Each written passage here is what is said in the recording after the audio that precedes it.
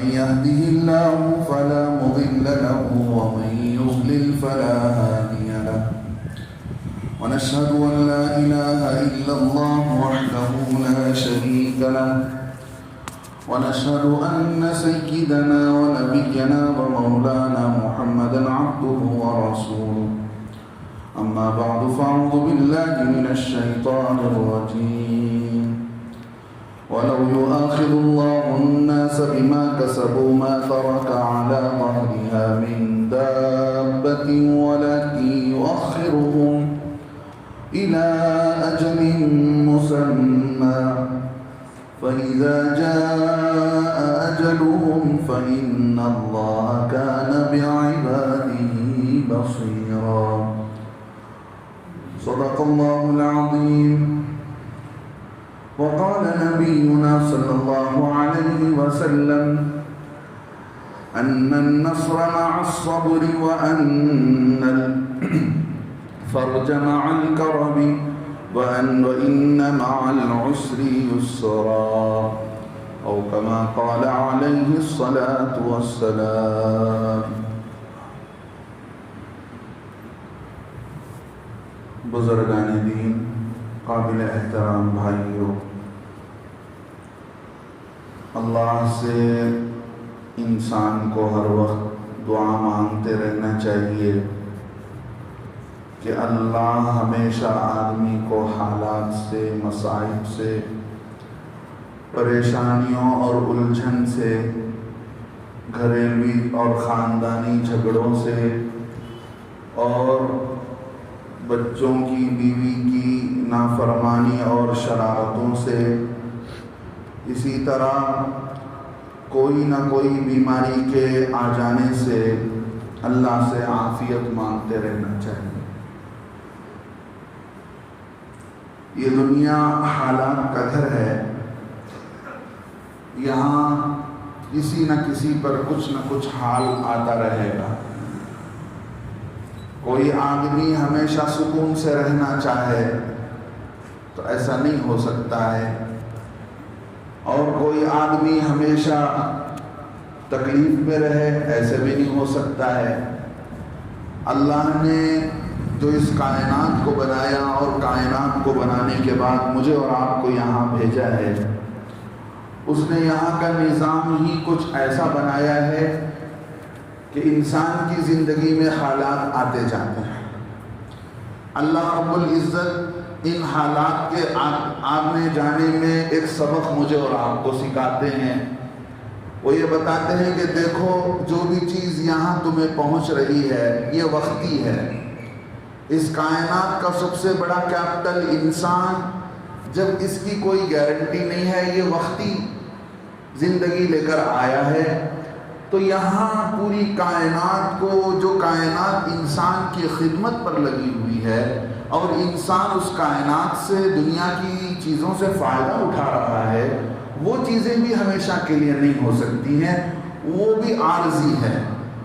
جو ہم سنتے ہیں کل من علیہا فان ویبقى وجہ ربک ذو الجلال والاکرام، کہ کل من، ہر وہ چیز جس کو کسی نہ کسی درجے میں اس کے وجود کو مانا جا سکے، چھوٹے سے کنکر جس کو ہم سمجھتے ہیں یہ بھی دنیا کی کوئی چیز ہے، بڑے سے بڑا پہاڑ اور بڑے سے بڑا سمندر اور بڑے سے بڑا جنگل جو دنیا کے اندر اپنے وجود کی ایک بہت بڑی دلیل رکھتا ہے، وہ بھی، اور یہ چھوٹا سا پتھر، چاہے جمادات ہوں، نباتات ہوں، حیوانات ہوں، حیوانات میں چلنے پھرنے والے، اڑنے والے، رینگنے والے، اور انسان کے ساتھ ساتھ جنات، سارے کے سارے، ان کا وجود فنا ہونے کے لیے ہے، یہ ہمیشہ رہنے کے لیے آئے نہیں ہیں.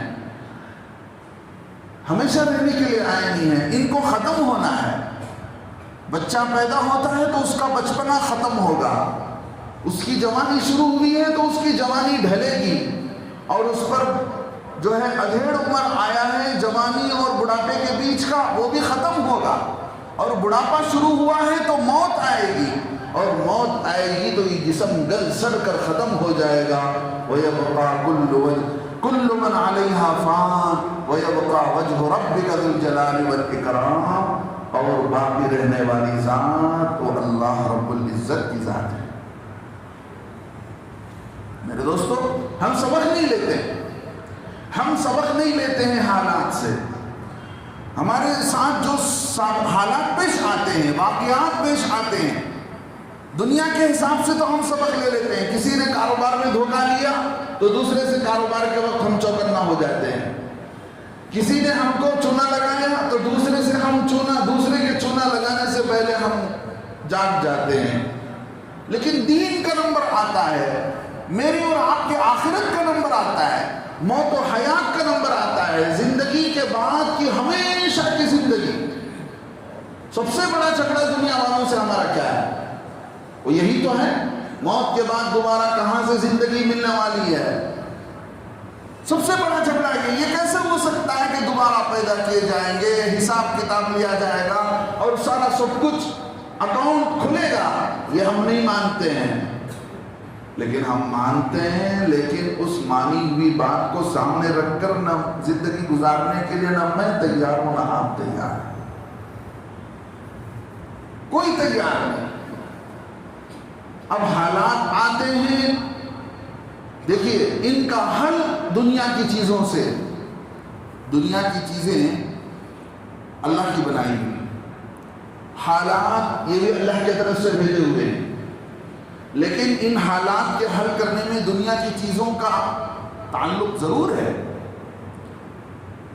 لیکن ایسا تعلق نہیں ہے کہ وہ چیزیں ہوں گی تو حالات حل ضرور ہوں گے. مثال میں آپ کو دیتا ہوں.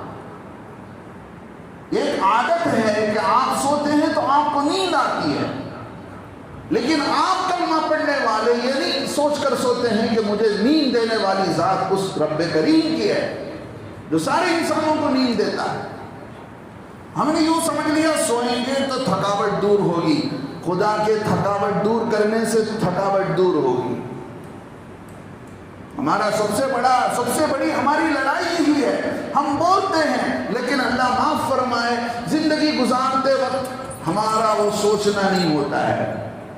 جب چیلنجز آتے ہیں تو اس کو سامنے رکھ کر ہم اس بنیاد پر ان کا سامنا نہیں کرتے ہیں کہ ان حالات کا حل کرنے والا رب کریم ہے. دنیا والے کیا سوچتے ہیں؟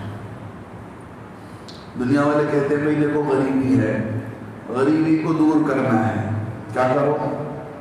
غریبی کو دور کرنے کے لیے نئی زمینوں میں پیداوار بڑھاؤ، کھیت کھلیان کرو، اناج بڑھے گا اور جو اس کا پروڈکشن ہوگا، یہ لوگوں کے بیچ میں اس کا پھیلاؤ ہوگا تو پھر جو ہے اسی بنیاد پر کاروبار بڑھتا جائے گا، لوگوں کو کھانے کی چیزیں ملتی جائیں گی. غریبی ہے، اب غریبی کو دور کرنے کے لیے کمپنیوں کو کھولا جائے، فیکٹریوں کو کھولا جائے تاکہ وہاں لوگوں کو روزگار ملے، ڈیوٹی ملے اور ان کو ان کے کیپیسٹی کے حساب سے، ان کو ان کے لیاقت کے حساب سے ان کو پیسے ملے. دنیا کے اندر انسانیت کی تعداد بڑھی ہوئی ہے، دنیا بڑھتی جا رہی ہے، لوگ بڑھتے جا رہے ہیں. دنیا والے کی سوچ بتا رہا ہوں، ایک سوچ ختم کرتے ہیں. سب سے پہلی بات کہ غربت کا خاتمہ اللہ کے ہاتھ میں. لیکن دنیا والوں نے کیا سوچا؟ دنیا والوں نے یہ سوچا کہ غریبی ختم ہوگی کارخانوں سے، ان میں مزدوروں کو کام ملے گا، زمینوں سے اناج نکلے گی. لیکن اسی اناج میں گڑبڑی کرنے والا انسان ہے، اس میں زیادہ سے زیادہ وہ دوائیاں ملا رہا ہے اور اس کو بڑھانے کے لیے پتہ نہیں کیا کیا چیزیں وجود میں لا رہا ہے، کتنی چیزیں ہیر پھیر ہو رہی ہیں. اس میں سے اچھی چیزوں کو نکالا جاتا ہے اور خراب چیزوں کو ملا دیا جاتا ہے. آپ کالی مرچی زیرہ خریدنے کے لیے سٹی مارکیٹ جائیں، اس میں آپ کو پپیتے کے بیج ملیں گے، ٹھیک ہے، ایک اچھا کاروبار تھا کالی مرچ کا، لیکن دھوکہ، اناج نکلا لیکن اس کے ساتھ دھوکہ دھڑی یہ انسان نے کیا۔ اب غربت کا خاتمہ کہاں ہوگا؟ جو ملا رہا ہے وہ بیچنے والے کو دھوکہ دے رہا ہے، جو بیچ میں ڈیلر کھڑا ہوا ہے وہ لا کر مارکیٹ میں دینے والے کو دھوکہ دے رہا ہے، اور سٹی مارکیٹ سے آپ خریدتے ہیں وہ آپ کو دھوکہ دے رہا ہے، آپ گاہک کو دھوکہ دے رہے ہیں۔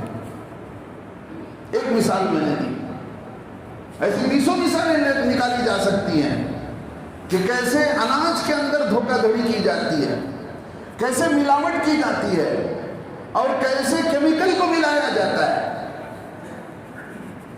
اور کمپنیوں کا حال پوچھ لیں، کوئی اپنی ذمہ داری سمجھ کر صحیح معنوں میں ڈیوٹی کرنے کے لیے تیار نہیں۔ ڈیوٹی کرے گا لیکن دلچسپی سے نہیں، یا تو وقت کم کر لے گا، اور جو ہے حساب کتاب میں گڑبڑی ہوگی، ایک دوسرے کو دھوکہ دیا جائے گا، اور جو ہے کمپنی کے مال کو چرانے کی کوشش کی جائے گی، کمپنی کی وفاداری نہیں دیکھی جائے گی۔ سمجھ رہے ہیں؟ غربت کے خاتمے کے لیے دنیا والوں نے جو پلان دیا وہ پلان کیسے فیل ہو رہا ہے میں آپ کو بتا رہا ہوں۔ دوسرے نمبر پر آبادی پر قابو پانے کے لیے کہا کہ بچے کم پیدا کیا جائے، بچے پیدا ہو جائیں گے، لیکن بچے کو قابو میں لایا جا رہا ہے جو رشتے شادی کی بنیاد پر قائم ہیں، وہاں تو یہ کہا جاتا ہے کہ بچے پیدا کیے جائیں، لیکن جو ناجائز اولاد پیدا کرنے کے لیے اسکیمیں بنائی جا رہی ہیں، عورتوں کی عزت اور عصمت کو لوٹنے کے لیے جو ماحول کریٹ کیا جا رہا ہے پردے کے پیچھے، اتنی اولاد ہو رہی ہے، اللہ معاف فرمائے، ناجائز اولاد۔ آپ کو یہ باتیں کڑوی لگے گی،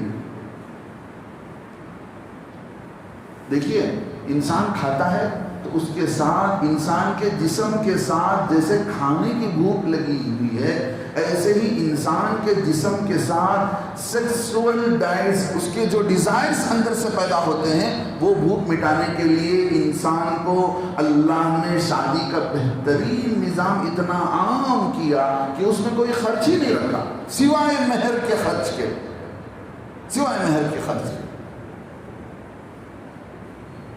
جہیز، جوڑا، کھلانا، پلانا، یہ سارا ہم نے لیا ہے تو غیروں سے لیا ہے۔ جہیز کا تصور اسلام میں کچھ نہیں۔ اللہ کے نبی صلی اللہ علیہ وسلم نے ضرورت کا سامان دیا، ایک بسترا دیا، اور جو ہے برتنے کے 1-2 لوٹے سامان دے دیے، یہ جہیز ہے، تھوڑی جہیز ہے، اسے ایک الگ عنوان ہے۔ بیماریوں کو ختم کرنے کے لیے بڑے بڑے ہسپتال بنائے جا رہے ہیں، حالانکہ وہ بیماریوں کو ختم کرنے کے لیے نہیں ہے۔ ان ہسپتالوں میں بڑے بڑے چور بیٹھے ہوئے ہیں جو اس بات کو موقع دیکھتے رہتے ہیں کسی بھی طرح پیشنٹ کو جو ہے اس کے جسم کو کاٹا جائے، اس کے جیب کو کاٹا جائے، اس کے مال کو چھینا جائے، کسی بھی طریقے سے۔ پچھلے دنوں ایک ہسپتال میں بیٹھا ہوا تھا، ایک ڈاکٹر صاحب نے کھلے طور پر بتایا کہ حضرت یہاں بہت بدنظمی چلتی ہے،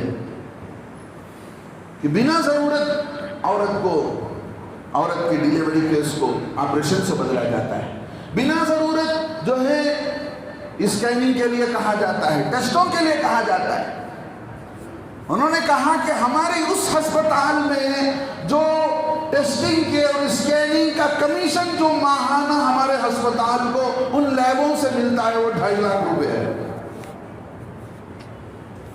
ایسے علاج کرنے والوں سے آپ کو صحت کہاں سے ملے گی بتائیے، جس کی سوچ ہی یہ ہے کہ آپ کے مال کو ہڑپا جائے کسی بھی طریقے سے۔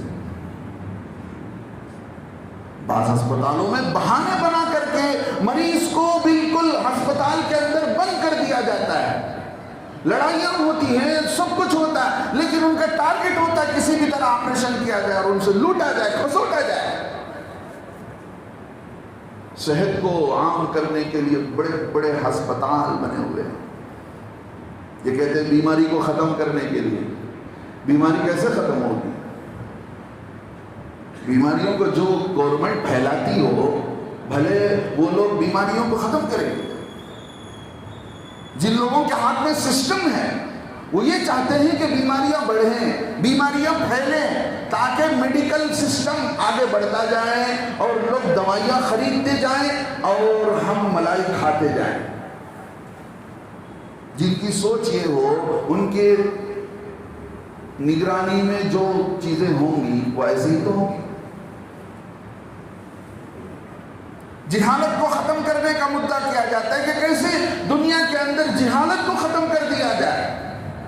اب جہالت کو ختم کرنے کے لیے نمبر آتا ہے اسکولوں کا, کالجوں کا. پڑھائی کم ہوتی ہے, نوٹ چھپائی زیادہ ہوتی ہے. نوٹ چھاپ دکانیں ہیں, پڑھاتے بچوں کو کم ہے لیکن بچوں سے زیادہ کمائی کی ان کی سوچ ہوتی ہے کہ کیسے زیادہ کمایا جائے. فلاں نام پر, ایڈمیشن کے نام پر, ٹیسٹ کے نام پر, ایگزامز کے نام پر, فلاں پیپر کے نام پر, فلاں ریویژن کے نام پر, فلاں اسکول فلاں نام پر الگ الگ ٹاپک سے پیسے وصولا جائے. تو میرے دوستو یہ سارا سسٹم جو خراب ہوا ہے,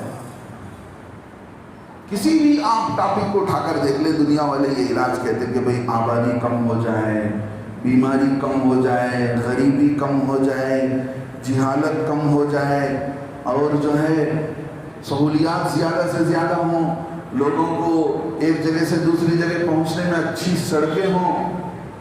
اچھی سڑکیں ایسی کیا بنی ماشاءاللہ, بڑے بڑے سڑکوں کو, بڑے بڑے برجوں کو ہمارے اس وقت کے وزیر اعظم نے افتتاح کیا. تقریباً پچھلے 10-12 دنوں سے بہار کے اندر 4 برجیں گر گئی ہیں. لوگوں کی سہولیات کم ہوتی ہیں لیکن بیچ میں کانٹریکٹر جتنے کھڑے ہوتے ہیں بے ایمان اور چور ہوتے ہیں, اندر اللہ کا ڈر اور ایمانداری نہیں ہوتی ہے. وہ لوگوں کو سہولت کیا پہنچاتے ہیں, اوپر سے لے کر نیچے تک سارے کھانے والے ہوتے ہیں, اور انجام وہی ہوتا ہے کہ عوام ان ظالموں کے ہاتھوں میں رس جاتی ہے. حالات کا حل کیا ہے, مسئلے کا حل کیا ہے؟ اللہ فرماتے ہیں یہ خرابیاں جو دنیا کے اندر وجود میں آتی ہیں, جس کو تم دیکھ رہے ہو, جس کا تم مشاہدہ کرتے ہو, ان ساری چیزوں کا خاتمہ ہمارے ہاتھوں میں ہے. لیکن اس کے لیے ضروری ہے تمہیں اپنا کردار بدلنا پڑے گا, کیریکٹر بدلنا پڑے گا. چاہے وہ ڈاکٹر کیوں نہ ہو, انجینئر کیوں نہ ہو, عالم کیوں نہ ہو, مسجد کا امام کیوں نہ ہو, متولی کیوں نہ ہو, قوم کا لیڈر کیوں نہ ہو, اور قوم کا جو ہے MLA MP کیوں نہ ہو, اور کسی بھی قوم کا معمولی پڑھا لکھا انسان کیوں نہ ہو, جاہل کیوں نہ ہو, بحیثیت کمیونٹی ہمیں بدلنا ہوگا. تب جا کر اللہ اپنے فیصلے بدلنے والے ہیں. اس لیے کہ بدلہ تو آخرت میں لیا جانا طے ہے. وَلَوْ يُؤَاخِذُ اللَّهُ النَّاسَ, قرآن کہتا ہے اگر لوگوں کی کرتوت پر ہم پکڑنا شروع کر دیں نا, مَا تَرَكَ عَلَىٰ ظَهْرِهَا مِن دَابَّةٍ, چلنے پھرنے والے نہ کوئی جانور بچ سکتا, نہ کوئی انسان بچ سکتا ہے, ہم ایسی پکڑ کر دیں. ہاں, یو پی کے سی ایم نے پارلیمنٹ میں کھڑے ہو کر کہا تھا قیامت کچھ نہیں آنے والی ہے. نہیں آئے گی, ضرور آ کر رہے گی, سب پر آ کر رہے گی. اللہ حالات کو بدلیں گے, اچھے کو اچھے انجام پر پہنچائیں گے, بروں کو بری جگہ پہنچا کر رہیں گے, اور قیامت آ کر رہے گی. کسی کے انکار کرنے والے سے کوئی چیز ہلنے والی اور اپنی جگہ سے ٹلنے والی نہیں ہے. اللہ فرماتے ہیں وَلَكِنْ يُؤَخِّرُهُمْ إِلَىٰ أَجَلٍ مُّسَمًّى. لوگوں یہ مت سمجھو کہ تمہارے کرتوتوں سے ہم بے خبر ہیں, ہم نے ڈھیل دے رکھی ہے, رسی کو ڈھیلا کر رکھا ہے, تم نے یہ سمجھ لیا کہ ہم بے خبر ہیں, تمہیں کوئی تمہاری خبر کی ہمیں کچھ نہیں پتا ہے تم کیا کرتے ہو. ہمیں سب پتا ہے کون ملاوٹ کرتا ہے, کون لوٹ کھسوٹ کرتا ہے, کیا تذکرہ کیا جائے. مارکیٹوں کے اندر آپ جائیں, مثال کے طور پر کھجور ہے,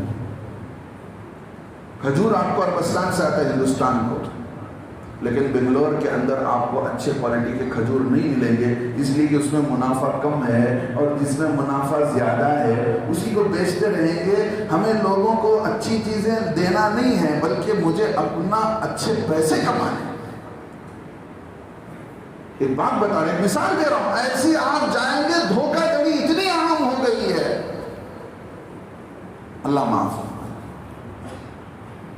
تو میرے دوستو بزرگوں، یہ جتنی چیزیں ہم دیکھ رہے ہیں کہ فلاں چیز سے فلاں چیز کا خاتمہ ہو جائے گا، فلاں چیز سے فلاں چیز کا خاتمہ ہو جائے گا، بالکل جھوٹ ہے۔ یہ آنکھوں سے نظر آنے والی چیزیں ہیں کہ دیکھو کالجز اور اسکول زیادہ کھل جائیں گے تو وہاں سے جہالت دور ہوتی جائے گی، تعلیم عام ہوتی چلی جائے گی۔ بڑے بڑے گھوٹالے جو کرتے ہیں، بڑے بڑے پڑھے لکھے ہوتے ہیں، دھوکہ دینے والے ہوتے ہیں، اللہ کا ایک نظام ہے، وہ ہے اصلی نظام۔ ایک ہے طبعی نظام جس کو ہم عادتاً دیکھتے چلے آتے ہیں کہ لوگوں نے ایک ماحول بنایا ہوا ہے، لیکن ایک اصلی نظام یہ ہے، اللہ فرماتے ہیں سب سے پہلے اپنے کردار کو بدلو، اپنی زندگیوں کو بدلو، تمہاری زندگیوں کے بدلے بغیر دنیا کا نظام صحیح ہونے والا نہیں ہے۔ میرے اور آپ کا مسئلہ کیا ہے؟ حضرت سب سے پہلے اچھا پیسے کما لیں، اس کے بعد حج، عمرہ، مدرسہ، مسجد ایسے لٹائیں گے، بہت بڑا ارادہ ہے حضرت، آپ دعا کریں بس لاٹری لگ جائے۔ اللہ کا نظام یہ ہے کہ جتنا تمہیں ہم نے دے رکھا ہے اس میں سے خرچ کرو، لٹاؤ، خرچ کرنے پر خرچ کیا جائے گا، تم دو گے تو تمہیں دیا جائے گا، تم خرچ کرو گے تم پر خرچ کیا جائے گا، تم اپنی جان و مال کو اللہ کے لیے لگاؤ گے اللہ تعالیٰ تمہیں دیں گے۔ انفق انفق علیک، جو خرچ کرتا ہے وہ خرچ کے اس پر، خرچ کرنے والے پر اللہ خرچ کرتے ہیں۔ ہمارا نظام اسٹوریج کا ہے۔ غرض میں یہ کہہ رہا تھا، ایک ہے اسباب طبعیہ جو چیزیں نظر آتی ہیں لیکن حقیقت میں نظام وہ نہیں ہے، حقیقت میں نظام اللہ کا ہے، اللہ رب العزت کے ہاتھوں نظام ہے۔ اللہ نظام کو سدھارتے ہیں گناہوں کو چھوڑنے سے، گناہوں کو چھوڑنے سے، جھوٹ چھوڑنا پڑے گا، دھوکہ دھڑی چھوڑنی پڑے گی، اور ایک دوسرے کو چونا لگانا چھوڑنا پڑے گا، اور ایک دوسرے کو دھوکہ دینا چھوڑنا پڑے گا، ہر ایک کے حق کو ادا کرنا پڑے گا، ہر ایک اپنی ذمہ داری کو جان کر ادا کرنا پڑے گا، تب جا کر نظام سدھرے گا۔ قانون بنا دینے سے کوئی نظام سدھرتا نہیں ہے۔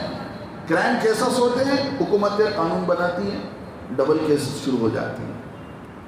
جب بنگلہ دیش بنا 72 میں 71 میں، بنگلہ دیش گورنمنٹ نے کہا تھا ہم لاٹھی کے زور پر، ہم قانون کے زور پر لوگوں کو نماز پڑھائیں گے۔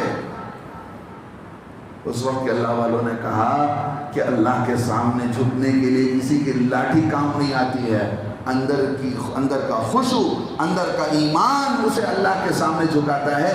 قانون بنا دینے سے کیا ہو جائے گا؟ ہم نے دیکھا سعودیہ میں جب تک قانون تھا، اذان کے وقت میں لوگ اپنا شاپنگ مال بند کر دیتے تھے، اندر سگریٹ پیتے بیٹھے ہیں۔ قانون بنانے سے حالات بدلتے نہیں ہیں، کرائم کیسز کم نہیں ہوتے ہیں، قانون سے اور اس میں بڑھتی بڑھاؤ آتا چلا جاتا ہے۔ اصل انسان کے بدلنے سے، انسان کے بہتر ہونے سے دنیا کا نظام سدھرتا ہے۔ میرے دوستو بھائیو، اللہ رب العزت ہمیں سمجھ نصیب فرمائے، ہم اپنے کو بدلنا شروع ہم اپنے کو بدلنا شروع کریں۔ کب تک ہماری زندگی ایسی رہے گی؟ ہم دوسروں کے بارے میں شکایتیں کرتے رہیں، ہم اپنے بارے میں کب شکایتیں کرنے شروع کر دیں گے؟ سب کو دوسروں پر شکایت ہے، سب کو دوسروں کے بارے میں شکایتیں ہیں۔ ہاں، غالب نے، مرزا غالب ایک بہت بڑے شاعر گزرے ہیں، انہوں نے اپنی طرف نسبت کر کے ایک شعر کہا، غالب عمر بھر یہی بھول کرتا رہا، غالب عمر بھر یہی بھول کرتا رہا، دھول چہرے پہ تھی آئینہ صاف کرتا رہا۔ دھول چہرے پہ تھی، آئینہ صاف کرتا رہا۔ آئینہ کتنا ہی صاف کرتے جائے لیکن چہرے کو آپ نے صاف نہیں کیا۔ ہم نے بحیثیت مسلمان اپنے کو سچا ایماندار نہیں بنایا، پکا ایماندار نہیں بنایا۔ اور اللہ سے تعلق نہیں جوڑا، ہم نے اپنی زندگیوں کو بدلنے کے فیصلے نہیں کیے، ہم انتظار کرتے رہے حکومتیں بدل جائیں تو حالات بدل جائیں گے، حکومتوں کے بدلنے سے نہیں، میرے اور آپ کے بدلنے سے حالات بدلتے ہیں، ہم نے یہ نہیں سوچا ہے۔ کوئی حکومت آ جائے، کوئی حکومت چلی جائے، اللہ اپنے دین کا محافظ ہے۔ اللہ کے نبی نے دعا فرمایا تھا، اے اللہ میری امت پر کوئی ایسا ظالم بادشاہ ہو مسلط مت فرما جو پوری امت کو کھا جائے، یعنی جس علاقے میں امت بستی ہو بڑا طبقہ امت کا کھا جائے اور وہاں سے انسانیت ختم ہو جائے، اے اللہ ایسے ظالم کو مسلط نہ فرما۔ یہ تو اللہ کے نبی کی قبول ہوئی ہے، چاہے کتنی بڑی ظالم حکومت آ جائے، اللہ کے نظام کو کچھ بدل نہیں سکتی ہے۔ میرے دوستو بزرگوں، اللہ کے نظام کو سمجھنے کی ضرورت ہے، اللہ کی قدرت کو سمجھنے کی ضرورت ہے۔ چیزوں میں کامیابی ہم تلاش کرتے ہیں کہ چیزیں کیسے ہمیں کامیاب کر دیں۔ آپ گاڑی تو خرید سکتے ہیں، لیکن اللہ سے عافیت اور سلامتی کیسے خرید سکتے ہیں؟ آپ جو ہے آپ اپنے گھر کے اندر اے سی تو لگا سکتے ہیں، لیکن اس اے سی کی ٹھنڈک میں اللہ سے نیند کہاں سے خرید سکتے ہیں آپ؟ دنیا والوں نے کیا سوچا وہی میں بتا رہا ہوں شروع سے، ہم نے اسی سوچ پر ہماری سوچ ہوئی، کتنا نقصان ہوا، ہم انہی لوگوں کو دیکھتے رہے، اسی کو ترقی سمجھتے رہے۔ دنیا والوں نے کہا کہ دیکھو راحت کی چیزوں کے ساتھ راحتیں جڑی ہوئی ہیں، گاڑیاں ہوں، بنگلے ہوں، چیزیں ہوں، فلاں اور فلاں ہوں، پیسے ہوں، ان چیزوں کے ساتھ راحت ہے۔ یہ راحت کے نقشے ہیں، لیکن راحت ان میں نہیں رکھا ہے۔ مال کے ساتھ آدمی سمجھتا ہے کہ مال مل جائے تو سب کچھ ہے، لیکن مالدار اسے اپنے مال کو بچانے میں دن رات اسے پریشانی اٹھانی پڑ رہی ہے۔ کہیں وہ زمین کسی کے قبضے میں نہ جائے، کہیں وہ زمین کسی ایم ایل اے کے قبضے میں نہ جائے، کہیں وہ زمین کسی روزدار کے قبضے میں نہ جائے، اسی فکر میں مالدار کی صبح شام ہو رہی ہے، اور آپ اس مالدار کو دیکھ کر کہتے ہیں کیا ہو جائے، ہم کو بھی اتنا مل جاتا تو کتنا اچھا ہوتا۔ قارون کے خزانے اتنے تھے کہ اس کے خزانے کی چابیاں اتنی تھی کہ وہ 80 اونٹوں پر لادے جاتے تھے، صرف چابیاں، تو خزانے کتنے ہوں گے؟ ان خزانوں کو دیکھ کر کہتے تھے یا لیتنا مثل ما اوتی قارون، ہے افسوس قارون کا خزانہ ہمیں بھی کچھ مل جاتا۔ اس مالدار کی ظاہری زندگی کو دیکھ کر آپ کیوں دھوکہ کھا رہے ہیں؟ مال تو مل گیا، لیکن مال کے ساتھ آپ اسے پوچھئے، اسے صحت ملا، اسے سکون ملا، بچوں کی فرما برداری ملی، بیوی کی اطاعت ملی؟ کچھ نہیں ملا ہے، مال ملا ہے، اس مال کو بچانے میں دن رات لگا ہوا ہے۔ چیزیں ہیں، چیزوں کے ساتھ راحت کا وعدہ اللہ کا نہیں ہے، اللہ کی فرما برداری پر آنا پڑے گا مجھے اور آپ کو۔ وَإِن تَصْبِرُوا وَتَتَّقُوا، اللہ نے بدر کے نقشے کو قرآن میں کھینچ کر بتایا کہ وہ 313 تھے، تم 313 تھے، اور وہ 3000 کا لشکر تھا۔ تمہارے صبر نے، تمہارے تقویٰ نے ان کو ناکام کیا اور تمہیں کامیاب کیا۔ یا اللہ سے دعا مانگنا چاہیے کہ اللہ حالات سے ہمیں بچائے۔ صبر مانگنے سے منع کیا گیا کہ صبر مانگنے کا مطلب یہ ہے کہ حالات آئیں۔ صبر آدمی کب کرتا ہے؟ مصیبت آئے تب کرتا ہے۔ صبر مانگنے کا مطلب یہ ہے کہ آپ مصیبت مانگ رہے ہیں، نہیں، اللہ سے عافیت مانگنا چاہیے۔ بالفرض آپ پر حالات آ جاتے ہیں، اولاد کی نافرمانی، بچے کی نافرمانی، مال کا نقصان، جان کا نقصان، بیماریاں، کچھ نہ کچھ حالات آپ پر آ رہے ہیں، تو آپ کو صبر کرنا پڑے گا۔ وہ اللہ کے نبی صلی اللہ علیہ وسلم نے فرمایا، مسند احمد کی روایت ہے، لوگوں تم اللہ کی مدد کو تلاش کرتے ہو، ان النصر مع الصبر، حالات پر صبر کرو، تمہاری مدد کی جائے گی، تمہاری مدد کی جائے گی۔ ایک جگہ بتایا، انما تنصرون وترزقون بضعفائکم، تمہارے گھر کے چھوٹے سے بچے، تمہارے گھر کے بیمار عورتیں، تمہارے گھر کے کمزور لوگ، تمہارے آس پاس جو رہتے ہیں، یاد رکھو ان کی برکت سے تمہیں روزی دی جاتی ہے، ان کی برکت سے تمہاری مدد کی جاتی ہے۔ ان چھوٹوں کو، ان کمزوروں کو معمولی مت سمجھو، ان کی برکت سے تمہیں روزیاں دی جا رہی ہیں۔ مطلب یہ ہے کہ گھر میں آپ نے کسی کمزور کا، کسی بیمار کی روزی کا ذمہ لے رکھا ہے، آپ کی مدد اللہ پر واجب ہو جاتی ہے، اور اسی کے ساتھ ساتھ حالات پر آپ صبر کر رہے ہیں، آپ کے ساتھ اللہ کی مدد آنی طے ہے۔ نمبر 2، وَأَنَّ الْفَرْجَ مَعَ الْكَرْبِ، پریشانی اور مصیبتیں، غم ہیں، غمگین حالات ہیں، یہ اس بات کی دلیل ہے کہ اس سے آپ کو نجات ملنے والا ہے۔ ان قریب آپ کے سامنے حالات ایسے آئیں گے کہ آپ پر سے وہ چیزیں ختم ہونے والی ہیں، کشادگی ملنے والی ہے، اور وہ چیزیں دور ہونے والی ہیں، غم دور ہوگا، حالات اللہ رب العزت سال کرائیں گے۔ تیسری چیز اللہ کے نبی نے فرمایا وَإِنَّ مَعَ الْعُسْرِ يُسْرًا، لوگوں تنگیوں کے ساتھ آسانیاں ہیں، سختیوں کے ساتھ، تنگیوں کے ساتھ اللہ نے آسانی کو جوڑ رکھا ہے، لہذا دنیا کے حالات کچھ حالات نہیں ہیں، کچھ مصیبتیں نہیں ہیں۔ میرے دوستو بزرگوں، ہم یاد کریں، ہم اس قیامت کے دن کو بھول کر زندگی گزار رہے ہیں، اسی وجہ سے یہاں کے حالات بڑے معلوم ہوتے۔ قرآن نے کیا کہا؟ وہ ایسا سخت دن ہے قیامت کا، جس دن بچہ بوڑھا ہو جائے گا اس غم کو جھیلتے جھیلتے۔ اس کی تفسیر علماء نے کئی کی ہے۔ ایک تفسیر یہ کی ہے کہ اتنا، چونکہ ایک دن 50,000 سال کا دن ہے قیامت کا، تو اس لمبی مدت میں اگر کوئی بچہ مر کر، بچہ تھا تو وہ بچہ اس عمر کو کاٹتے کاٹتے بوڑھا ہو جائے گا۔ دوسری تفسیر علماء نے یہ کی، اس دن ایسا بھاری دن ہوگا، اس غم اور اس تکلیف کو جھیلتے جھیلتے بچہ بھی بوڑھا ہو جائے گا۔ تو یہاں کے حالات کیا ہیں؟ یہاں کے حالات کچھ نہیں ہے، صبر کرنا چاہیے، اللہ سے مدد مانگتے رہنا چاہیے۔ کوئی آئے کوئی چلے جائے، کچھ کسی کے کچھ نہیں ہوتا، میرے اور آپ کے بدلنے سے ہوتا ہے۔ زندگیوں میں برکتیں آتی ہیں، اپنے تعلق کو اللہ کے گھر سے جوڑیے، اپنی زندگیوں کو اللہ کے گھر سے جوڑیے، اور گھروں کے ماحول کو سدھاریے، بچوں پر نظر رکھیے، بچے کہاں آ رہے ہیں، کہاں جا رہے ہیں۔ یہی بچے جس پر تم نے محبت سے چھوڑ دیا، ٹین ایج کے جو بچے ہیں، ان پر آپ نے محبت کر دی، چھوڑ دیا ان کی تربیت میں، تو یہی بچے آستین کے سام بنیں گے۔ حالات ایسے ہیں، کچھ بھی نہیں کہا جا سکتا کہ کس ماحول میں بچے کدھر چلے جائیں۔ ہر طرف چوکنا ہو کر رہنے کی ضرورت ہے۔ صرف مال مال کہتے کہتے، کماتے کماتے غفلت اور سستی کی زندگی برتنے سے اللہ ہماری سارے امت مسلمہ کی حفاظت فرمائے۔ جو کچھ کہا گیا سنا گیا، اللہ ہمیں عمل کی توفیق نصیب فرمائے۔ آمین۔ وآخر دعوانا الحمدللہ۔